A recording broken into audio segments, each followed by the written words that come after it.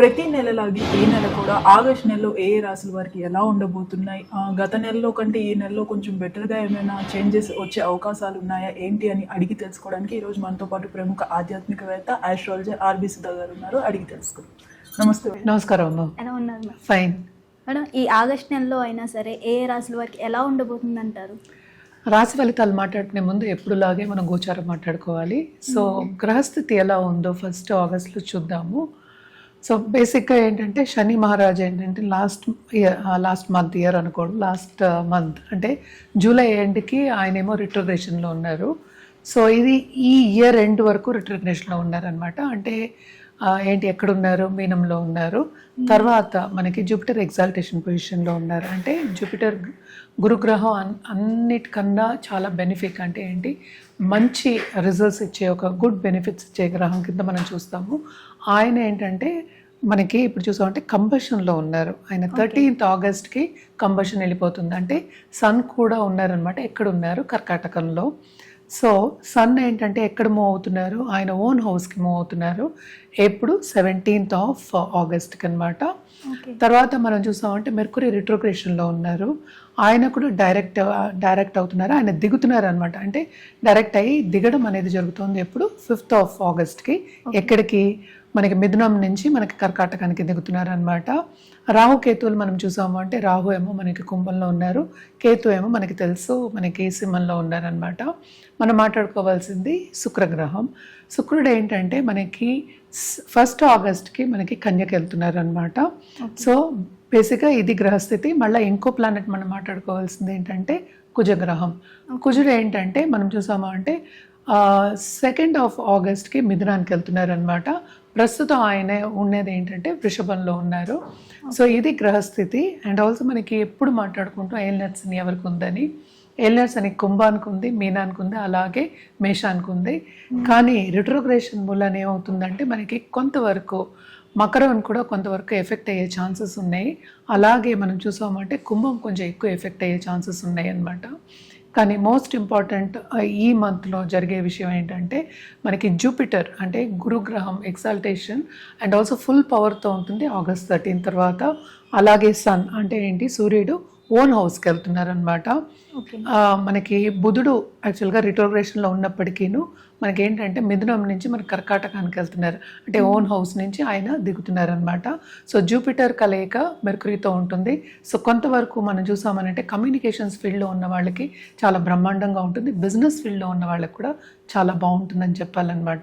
Especially commodities మనం చూసాము అంటే చాలా పైకి వచ్చే ఛాన్సెస్ అనేవి మనకి కనిపిస్తున్నాయి అన్నమాట. ఇది ఈ నెల గ్రహస్థితి. మనం ఇప్పుడు రాశి ఫలితాలు మనం మాట్లాడుకుందాం. 12 రాశులు అంటే 12 రాశులు. సో జనరల్గా మన పరిహారాలు ఎప్పుడు మాట్లాడుకుంటూ ఉంటాము. ఎంత బాగున్నా సరే 12 రాశుల వారికి ఎప్పుడు మనం మాట్లాడుకునేట్టు కొంతమందికి బాగుంటుంది, కొంతమందికి అంత బాగుండదు. ఈసారి మాత్రం తప్పక ఏంటంటే కర్కాటకానికి బాగుంది, అలాగే సింహానికి కూడా చాలా బాగుంది అనమాట. అండ్ ఆల్సో ధనురాశి వాళ్ళకి బాగుంది, అండ్ ఆల్సో వృశ్చిక రాశి వాళ్ళకి బాగుంది. అలాగే మనకి ఏలినాట్స్ అని ఉంది కనుక మనం ఎక్కువ కుంభం అలాగే ఏంటంటే మనం మేషం కానీ మనం మీనం కానీ చెప్పుకోవట్లేదు. అలాగే మనం చూసామంటే వృషభ రాశి వాళ్ళకి కూడా చాలా బ్రహ్మాండంగా ఉంటుందన్నమాట. ఇది జనరల్ ప్రెడిక్షన్స్. ఎంత బాగున్నా సరే పరిహారాలు చేయడం అనేది మానేయకూడదు. మనం ఎప్పటికైనా సరే మనం పాజిటివ్గా ఉండాలని మనం ఎప్పుడు చెప్పుకుంటూ ఉంటాం. సో పాజిటివ్గా ఉండడానికి చిన్న చిన్న పూజలు మనం చెప్పేది ఏంటంటే వాళ్ళు చేయగలిగింది మనం చెప్తున్నాం. ఎందుకంటే అందరూ ఈ కాలంలో ఒడిదుడుకులు అంటే ఏంటి తొందరగా పనులకు వెళ్ళాలి, పనులు చేసుకోవాలి అనే ఒక ధ్యాస మీదే ఉంటారు. ఎక్కువ టైం స్పెండ్ చేయలేకపోతారు ఆధ్యాత్మికంగా అనమాట. సో లేవగానే ఏంటంటే కొంతవరకు లక్ష్మీదేవిని తలుచుకోవడం, అలాగే రాహుకేతు పూజలు చేయడం కానీ, రాహుకేతు పూజలు కూడా సండే చేసుకోవచ్చు. అలాగే ఏంటంటే హోమాల్లో పాల్గొనడం కానీ, లేకపోతే లక్ష్మీ గణపతి హోమాల్లో పాల్గొనడం కానీ కంటిన్యూస్గా చేయడం అనేది మంచిది. ఈసారి మనకి తెలిసి ఇది ఆషాఢ మాసము, మనకి శ్రవణం కూడా వస్తుంది next month. So by the time అది వచ్చే లోపల ఈ ఆషాఢ మంత్ అంతా ఆధ్యాత్మికంగా గడపడం అనేది చాలా చాలా మంచిదన్నమాట. అలాగే మనకి గురు పౌర్ణమి కూడా వస్తుంది. సో ఎవరైనా సరే ఒక గురువుని పట్టుకుని ముందుకెళ్ళాలి, స్పిరిచువల్గా గ్రో అవ్వాలి అన్న వాళ్ళకి this is the best time Ashadha మాసం. అండ్ ఆల్సో ఏంటంటే మనం నిత్యం పూజ చేసుకోవడం. అందరికీ నేను జనరల్గా చెప్పడం ఏంటంటే ఒక దీపం పెట్టుకోండి, నిత్యం పెట్టుకోండి, తప్పేం లేదు కదా. సో అది ఎంత టైం పడుతుంది? 3 to 4 minutes పడుతుంది అట్ ద మోస్ట్. స్నానం చేసి పెట్టుకోవాలి దీపం. దీపం పెట్టుకున్న తర్వాత ఒక 5 నిమిషాలు ఏ దేవతనైనా మీకు నచ్చిన దేవత అంటే కుల దేవతలు ఉంటారు, అలాగే ఇష్ట దేవతలు ఉంటారు, ఎవరినైనా సరే కొలవడం ఒక 5 minutes కొలవండి. చాలా చాలా మంచిది. అంటే పనికి వెళ్ళే ముందు చాలా మంచిది వాళ్ళకి. అండ్ ఆల్సో ఇవన్నీ ఏంటంటే మనం జనరల్ ప్రిడిక్షన్స్ మనం ఎప్పుడు మాట్లాడుకునేటట్టు కలర్స్ ఉంటాయి, అలాగే మన రుద్రాక్ష కూడా మాట్లాడుకోవచ్చు అనమాట. బట్ ఎప్పటికైనా సరే దేవి పూజలు చేసే వాళ్ళకి చాలా బాగుంటుంది. అంటే ఏంటి, మనం ఎప్పటికైనా సరే నెగిటివ్ని కూడా పాజిటివ్ అంటే దాన్ని దాటుకుని నెగిటివ్ కండిషన్ని దాటుకుని పాజిటివ్గా వెళ్ళడానికి స్ట్రెంగ్త్ అనేది వస్తుంది. ఎప్పటికైనా లైఫ్ అంటే ఏంటి, నెగిటివ్ ఉంటుంది, పాజిటివ్ ఉంటుంది, రెండు ఉండాలి. ఎందుకంటే ఎప్పుడూ బాగుండాలని మనం అనుకోవడానికి ఉండదు అనమాట. ఎట్లా అయినా ఎత్తు తగ్గులు అనేది కామన్. సో ఒక్కొక్క రాశికి ఎలా ఉందో చూసి వాటికి మళ్ళా జనరల్ పరిహారాలు మనం మాట్లాడుకోవచ్చు. ఏదైనా సరే వ్యక్తిగత జాతకం మీదే ఆధారపడి ఉంటుంది. మనం మాట్లాడుకునేది ఏంటి, రాశి వారిగా మాట్లాడుకుంటున్నాం. ఎందుకంటే 12 రాశులు అని చెప్తాం. రాశి అంటే ఏంటి, చంద్రుడు ఎక్కడున్నాడో దాన్ని రాశి అని పరిగణిస్తాం అనమాట. సో దాంట్లో కూడా మళ్ళీ భేదాలు ఉంటాయి. అంటే ఏంటి, నక్షత్రాలు ఉంటాయి, పాదాలు ఉంటాయి, మళ్ళీ ఏంటంటే మనకేంటంటే రాశి ఉంటుంది. రాశి అంటే భావం కూడా మనం చెప్పుకోవాలన్నమాట. దాంతోపాటు వింశోత్తరి దశ సిస్టమ్ అవన్నీ ఉంటాయి. అంటే ఇప్పుడు పీరియడ్ ఏం జరుగుతుందో అవన్నీ దాన్ని బట్టి ఏంటంటే వ్యక్తిగత జాతకం పరిగణించుకుంటే దాన్ని బట్టి మన రెమెడియల్ మెషర్స్ ఏంటంటే కరెక్ట్గా ఇవ్వడం అనేది జరుగుతుందన్నమాట. సో ఎప్పటికైనా సరే మనం ఫస్ట్ వ్యక్తిగత జాతకం అనేది పరిశీలించుకోవడం మంచిది.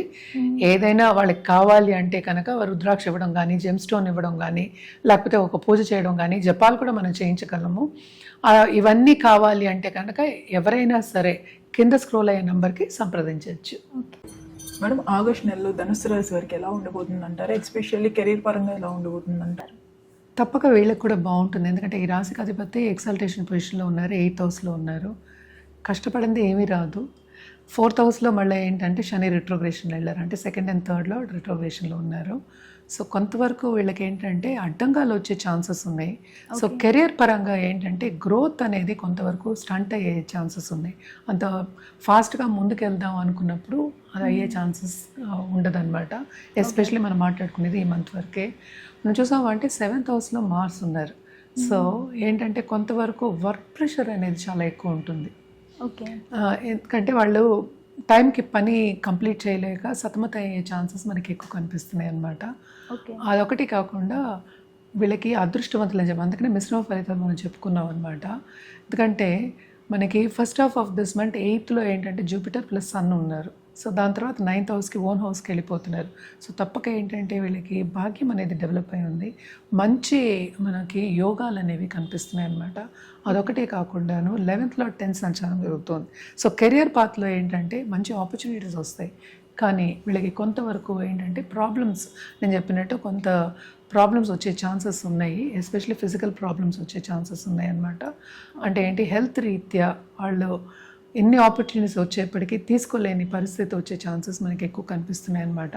సో హెల్త్ మీద వీళ్ళు ఎస్పెషల్లీ ఈ మంత్ వరకు మనం మాట్లాడుకుంటున్నాం, కాన్సన్ట్రేట్ చేయడం అనేది వెరీ వెరీ ఇంపార్టెంట్. ఏదైనా చిన్న నలతో వచ్చినా కూడా తప్పక డాక్టర్ని సంప్రదించడం అనేది, ఎస్పెషల్లీ స్పెషలిస్ట్ని సంప్రదించడం అనేది very very important. And also ఈ రాశికి అధిపతి ఎక్సాల్టేషన్ పొజిషన్లో ఉన్నారు కనుక తప్పక వీళ్ళకి ఏంటంటే బిజినెస్ పరంగా కూడా గ్రోత్ అనేది మనకి కనిపిస్తోంది.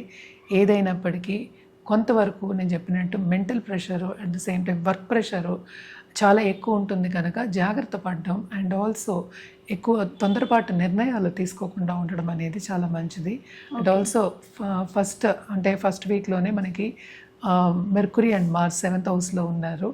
అండ్ ఓన్ హౌస్లో 7th లార్డ్ 7thలోనే ఉన్నారు. ఆయన 8th హౌస్కి దిగుతున్నారు, అంటే లగ్నాధిపతితో ఉన్నారు. సో కమ్యూనికేషన్ రంగంలో ఉన్న వాళ్ళకి కానీ, స్టాక్ మార్కెట్ ఎస్పెషలీ ఫైనాన్షియల్ ఇన్స్ట్రుమెంట్స్లో ఉన్న వాళ్ళందరికీ కూడా కొంతవరకు చిన్న లాసెస్, స్మాల్ లాసెస్ అందాం వచ్చే ఛాన్సెస్ మనకి ఎక్కువ కనిపిస్తున్నాయి అన్నమాట. కానీ నిరుద్యోగులకి తప్పక ఉద్యోగ అవకాశం ఉంటుంది. అలాగే ఎవరైనా లవ్ రిలేషన్షిప్ స్టార్ట్ చేస్తున్నారు, లేకపోతే మంచి పార్ట్నర్ దొరికారు అనుకున్న వాళ్ళందరికీ చాలా బాగుంటుందని చెప్పాలి. అంటే ఏంటి, ముందుకెళ్ళడం అనేది, ఆ రిలేషన్షిప్లో ముందుకెళ్ళడం అనేది, ఎంజాయ్ చేయడం అనేది, హ్యాపీగా ఉండడం అనేది మనకి కనిపిస్తోంది. పార్ట్నర్ మాత్రం మంచి పార్ట్నర్ వచ్చే ఛాన్సెస్ మనకి ఎక్కువ కనిపిస్తున్నాయి అన్నమాట. అండ్ ఆల్సో మనం చూసాము అంటే నేను ఇందాక చెప్పినట్టు తొందరపాటు నిర్ణయాలు వద్దు. అట్ ద సేమ్ టైం ఎవరికైనా డబ్బు ఇస్తే కనుక తప్పక ఏంటంటే తిరిగి రావడం కొంతవరకు కష్టం. మనం చూసామంటే నైన్త్ హౌస్లో ఉండి సెకండ్ హౌస్ని చూస్తున్నారు. సో తప్పక భాగ్యం అనేది చాలా డెవలప్ అయిన అంటే బిజినెస్ విస్తరించే ఛాన్సెస్, కొత్త పార్ట్నర్ వచ్చే ఛాన్సెస్ మనకి ఎక్కువ కనిపిస్తున్నాయి అన్నమాట. At the same time partnership బిజినెస్లో కూడా కొంతవరకు జాగ్రత్తగా ఉండడం, పార్ట్నర్స్తో జాగ్రత్తగా ఉండడం అనేది మనం చెప్పడం జరుగుతోంది. సో హెల్త్ పరంగా చిన్న చిన్న నలతలు ఉన్నాయన్నారు, అలాగే చిన్న చిన్న లాసెస్ కూడా ఉన్నాయన్నారు. కాబట్టి ఎలాంటి పరిహారాలు చేస్తే బాగుంటుందంటారు మేడం? తప్పక వీళ్ళు కూడా ఏంటంటే ఫస్ట్ సన్ గాడ్కి చేయడం మంచిది, అంటే కేతుతో పాటు ఉన్నారు. సో ఫస్ట్ ఆదిత్య హృదయం చదువుకోవడం అనేది చాలా మంచిది. At the same time saffron తిలకం పెట్టుకోవడం ఇంకా మంచిదన్నమాట. అండ్ ఆల్సో గురువు కాళ్ళు పట్టుకోవడం ఇంకా మంచిది. అంటే ఏ గురువు అయినా సరే, మన మత గురువు అవ్వచ్చు, లేకపోతే మన ఇంట్లో ఏంటంటే కులదేవతలు ఉంటారు, ఎవరినైనా మనం గురువు కిందే తీసుకుంటాం. తల్లిని మొదటి గురువు కిందే తీసుకుంటాం అనమాట.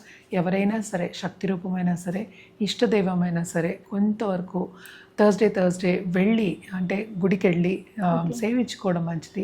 అదే రోజు అన్నదానం చేయడం కూడా చాలా మంచిదన్నమాట. నిండు బ్రాహ్మణ్కి మీ ఇంటికి పిలిచి వాయనం ఇవ్వడం కానీ, అంటే ఏంటి నాలెడ్జ్ ఉన్న వాళ్ళకి వాళ్ళ ఆశీర్వచనం తీసుకోవడం, పెద్దల ఆశీర్వచనం తీసుకోవడం, ఇంట్లో కొంతవరకు వాళ్ళ మాటని కొంచెం అంటే మనకి పరిగణనలో తీసుకుని ముందుకెళ్ళడం అనేది ఎక్స్ట్రీమ్లీ ఇంపార్టెంట్. అలాగే కలర్స్ విషయానికి వస్తే కనుక తప్పక వీళ్ళు రెడ్ అలాగే ఎల్లో ఎక్కువ వాడచ్చు. దాంతోపాటు గోల్డ్ కలర్ వరకు వెళ్ళి వాడడం అనేది చాలా మంచిది. రుద్రాక్ష విషయానికి వస్తే కనుక తప్పక వీళ్ళు పంచముఖి వేసుకోవచ్చు, షణ్ముఖి వేసుకోవచ్చు. రెండు చాలా మంచిది. ఏదైనప్పటికీ జాతక రీత్యా మనం ఇవ్వడం అనేది జరుగుతుంది. సో ఫస్ట్ జాతకం పరిశీలించుకున్న తర్వాత వేసుకోవడం అనేది మంచిది. ఏదైనా సరే మనం లాంగ్ టర్మ్ ఆలోచిస్తాం కనుక తప్పక జాతకం పరిశీలించి వేసుకోవడమే ఉత్తమం.